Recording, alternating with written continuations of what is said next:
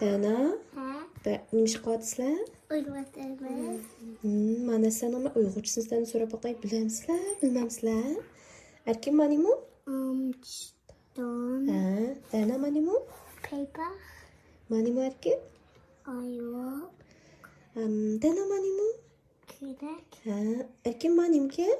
Boş. Ha, Dana manim ki? Foot. Puti. Put. Manim ki erkin? Koyu. Ha. Mani mu?